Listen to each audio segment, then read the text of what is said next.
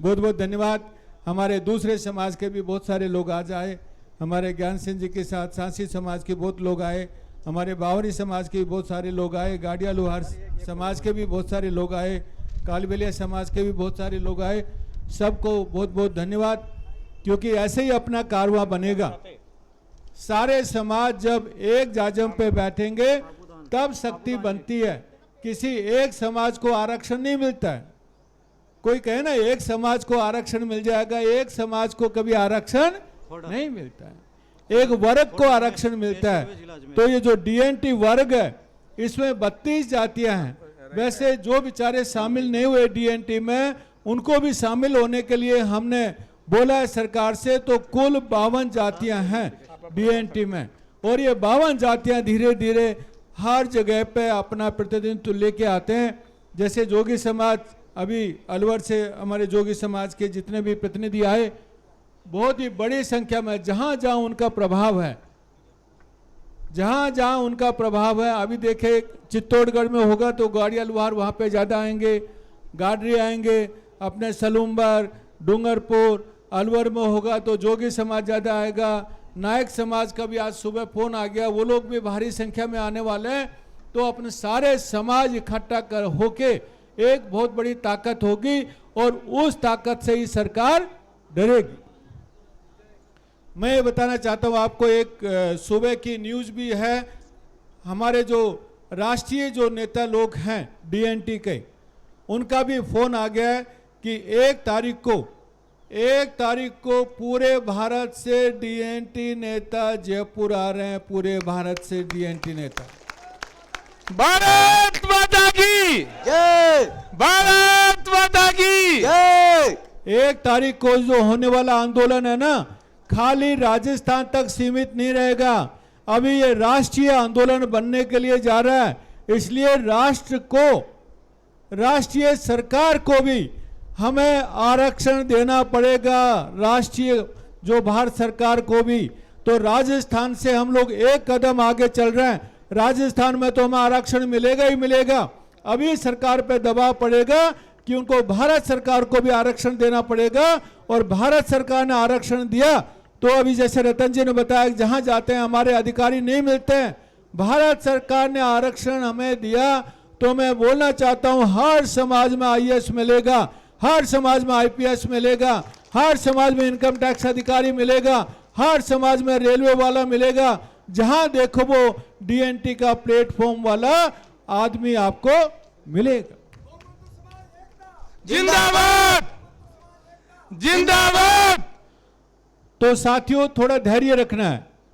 हम लोग चाहते हैं कि भाई एक दिन आंदोलन हुआ सब कुछ मिल जाएगा, ऐसा नहीं है। गुर्जर समाज ने भी 2-3 साल लड़ाई लड़ी थी जब उन्हें आरक्षण मिला था। हम लोग भी 2 साल से लड़ाई लड़ रहे हैं। आपने देखा बालराई आंदोलन हुआ, पुलिस और आंदोलनकारियों में झड़प हुई, 32 घंटे हाईवे बंद रहा।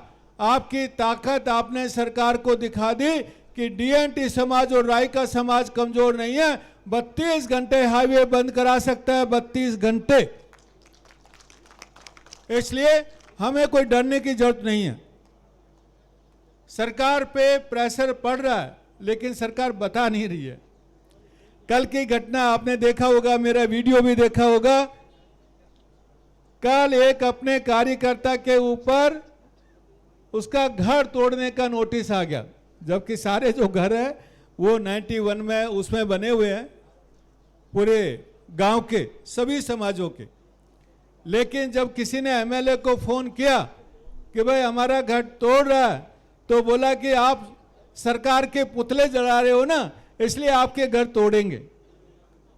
मैं बोला यदि एमएलए की हिम्मत हो और सरकार की हिम्मत हो तो हमारे कार्यकर्ता का घर तोड़ के दिखाए तो हम उसकी ताकत जानेंगे। आज आप सुबह से आप देख रहे हो पूरी टीम, हमारी पूरी टीम उस घर के पास बैठी हुई है और इंतजार कर रही है कब बुलडोजर आएगा, कब बुलडोजर को रोकेंगे। इसलिए सरकार की धमकियों से और हम लोग एमएलए और एमपी की धमकियों से डरने वाले नहीं है कि किसी का घर तोड़ देगा। घर हम नहीं तोड़वाने देंगे, चाहे हमारे डीएनटी के कोई भी भाई हो, आज बुलडोजर जो चलता है 80% बुलडोजर डीएनटी समाज के ऊपर चलता है। बात सही है कि नहीं है? सही है। हर हालात ये हो गया है, जो डीएनटी के समाज के जो लोग बैठे हैं ना, ये एसआईआर आया ना, जो वोट की जो सूची जो अपडेट कर रही है सरकार, 44 लाख वोट कटे हैं। 44 लाख में से कम आधे वोट डीएनटी समाज के कटे हैं, लेकिन जिसका वोट कटा है उसको पता ही नहीं है। सरकार कितना मतलब भेदभाव कर रही है, कितना अन्याय कर रही है। वोट डालना एक नागरिक का मूलभूत उसका राइट है, लेकिन बहुत सारे लोगों के वोट कट गए, इसलिए अब हो सकता है उनकी नागरिकता भी खत्म हो जाए। यदि हम लोग लड़ेंगे नहीं, यदि एक नहीं होंगे, यदि आवाज नहीं उठाएंगे, तो ये सारे अन्याय हमारे ऊपर होने वाले हैं। बात सही है कि नहीं है? हमें आवाज उठानी चाहिए, चुपचाप घर में बैठे रहना चाहिए। उठानी चाहिए। 78 साल से हम चुपचाप घर में बैठे थे।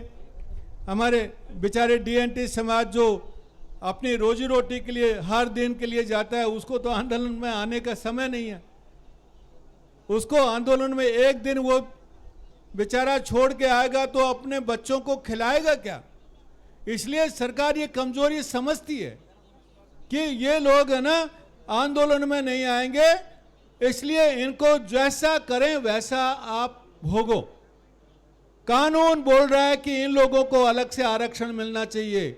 रेन के आयोग, हिदायत आयोग, सुप्रीम कोर्ट, हर आदमी बोल रहा है कि डीएनटी को अलग से आरक्षण दो, अलग से आरक्षण दो, लेकिन सरकार फाइल के ऊपर बैठी हुई है, आरक्षण दे नहीं रही है। इसलिए सरकार को पिछली बार भी हमने बताया, वार्ता में पिछली बार भी बताया कि हमें आपका पैसा नहीं चाहिए, एक भी पैसा हमें नहीं चाहिए। हम मेहनत कश मजदूर जो करके हमारे समाज मेहनत कश हैं, जो हमें किसी की भी दया नहीं चाहिए, हमें खाली हमारा अधिकार चाहिए। आरक्षण का 10% का अधिकार चाहिए, आपको राजनीतिक आरक्षण का 10% अधिकार चाहिए, और पट्टा, जमीन और घर चाहिए। बात सही है कि नहीं है? सही है। ये तीन चीजों में कोई पैसा लगने वाला नहीं है। आरक्षण के लिए खाली आदेश निकलना है, पट्टे के लिए भी खाली आदेश निकालना है, और राजनीतिक आरक्षण के लिए भी खाली आदेश निकाल। एक पैसा लगेगा इसमें? हम तो कह रहे हैं कुछ नहीं चाहिए हमें आपकी दाल चावल योजना, 2 करोड़, 4 करोड़, 10 करोड़, भैया कुछ भी नहीं चाहिए आपसे। हमें ये 3 अधिकार दे दो। हम लोग मेहनत कश कौमें हैं, बहादुर कौमें हैं, अपना विकास खुद कर लेंगे, लेकिन ये 3 अधिकार हम छोड़ेंगे नहीं। इसलिए जयपुर का महा आंदोलन, महापड़ाव अपना शक्ति प्रदर्शन है। हम लोग 2-2, 4-4 साल इस आंदोलन को लेके जाना नहीं चाहते। आप भी कई बार सोचते होंगे लाल सिंह जी बार बार हमें बुलाते, लेकिन हमें भी जल्दी है कि इसको जल्दी से जल्दी खत्म करना है। और आधी लड़ाई हम जीत चुके हैं। बालराय के बाद, बालराय के भी जो वार्ता हुई, आधी लड़ाई जीत चुके हैं, 50% पहुंच चुके हैं, 50% बाकी है खाली। और 1 जुलाई को यदि 1 लाख लोग जयपुर आ गए ना, सरकार आगे से आरक्षण देने के लिए आएगी, आगे से आरक्षण देने के लिए आएगी। 1 जुलाई को यह आंदोलन हमें खत्म करना है।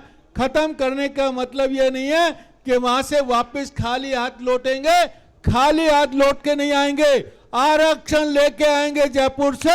1 जुलाई को हम लोग खुद का भाग्य खुद डिसाइड करेंगे। जय। इसलिए मेरे भाइयों, मेरे जो भी डीएनटी समाज के जो भी भाई यहाँ पे आए हैं, आज जो हमारा भाषण सुन रहे हैं, रतन जी और बाकी सब नेताओं ने आप बोला, हर घर से ये लड़ाई तभी जीतेंगे जब हर घर से एक आदमी वहां पे आए। हमारी बहनें पहली बार संख्या में दिखाई दी हैं। मैं वैभव को धन्यवाद देना चाहता हूं, हमारे जिला अध्यक्ष को। पहली बार हमारी 10-15 महिला यहाँ पे बैठी हैं। नहीं आंदोलन में, क्योंकि महिलाओं को लाते नहीं है, लेकिन ये बहुत बड़ी शक्ति है। भीलवाड़ा में पिछली बार इतनी सारी महिलाएं आई, सरकार डरी। ये हमारी दुर्गा है, शक्ति है। यदि आपसे कम 50% महिला आगे ना, सरकार डरेगी। महिला हमारी मोर्चा संभालेगी तो पुलिस को लाठी चलाने का हिम्मत होगी? एक भी लाठी चला दी ना महिला के ऊपर, वो समझो सस्पेंड हो जाएगा पुलिस अधिकारी। इसलिए मैं बोलना चाहता हूं, जयपुर में जब आएंगे हम अपनी बहनों को लेके आएंगे। मैं ये भी बताना चाहता हूं कि अभी महिला आरक्षण आ रहा है। 3 यदि सरपंच बने, 3 में से 1 महिला सरपंच बनेगी। 3 एमएलए बने तो 1 एमएलए महिला बनेगी। 3 एमपी बने तो 1 महिला एमपी बनेगी। तो हम महिलाओं को, यदि हमारी लीडरशिप नहीं हुई, ये महिला यदि आंदोलन में नहीं आई, तो हमारे नेता तैयार नहीं होंगे और लोग कहेंगे कि भाई आपके पास तो महिला लीडर है नहीं। इसलिए मैं सबसे निवेदन करना चाहता हूं, जमाना बदल गया है, इसलिए हमें जमाने के साथ चलना है और हमारी जो बहनों को भी आगे लेके आना है और उनको भले ही शिक्षा हो, भले ही राजनीति हो, उनको आगे लेके आएंगे तो अपनी शक्ति बढ़ेगी, घटेगी नहीं, बढ़ेगी। एक महिला, एक बहन 10 आदमियों के बराबर है।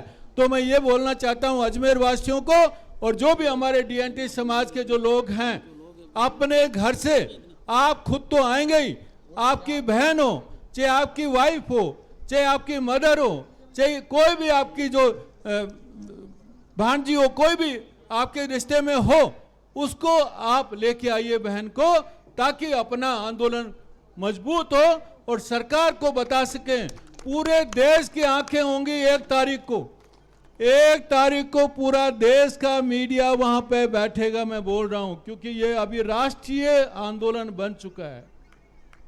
इसलिए 1 तारीख को दोस्तों कोई चूक मत करना। हर गांव से आज भी आंदोलन जैसे हम लोग पूर्ण करें, आज से आपको लग जाना है कि हमारे इतने गांव हैं, इतने घर हैं, इतनी हमारी महिलाएं जाएंगी, इतने हमारे युवा जाएंगे, इतने हमारे बुजुर्ग भाई जाएंगे, तो हमारे आंदोलन वहां पे सफल होगा। सही बात है कि नहीं है? वहां पे ऊंटने का दूध आपको मिलेगा, वो हम व्यवस्था कर देंगे। हो सकता है खाना नहीं मिले, लेकिन कह रहे दूध से काम चला लेंगे, कोई दिक्कत। वहां पे हो सकता है 2 दिन अपने को बैठना पड़ जाए, शक्कर पारा वगैरह लेके आना, बाजरा की रोटी शक्कर पारा बांध कर लेके आना। लेकिन ये लड़ाई इस बार यदि अपन ने नहीं जीती तो ये समझो कि हम लोग सब कुछ हार जाएंगे। इसलिए 1 तारीख को ये हमारे लिए जीवन और मरण का प्रश्न है। 1 तारीख को ज्यादा से ज्यादा संख्या में लोग आए। सब लोग आएंगे?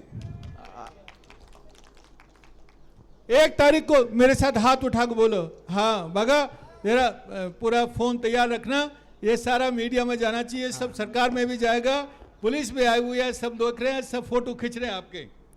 हाँ भाई इधर से भी है ना। तो 1 तारीख को जयपुर आएंगे? आएंगे। 1 तारीख को जयपुर आएंगे। अपनी बहनों को लेकर आएंगे। महिला शक्ति को लेकर आएंगे। 1 तारीख को जयपुर आएंगे। सरकार को झुकाएंगे। सरकार को झुकाएंगे। सरकार को झुकाएंगे। बहुत बहुत धन्यवाद।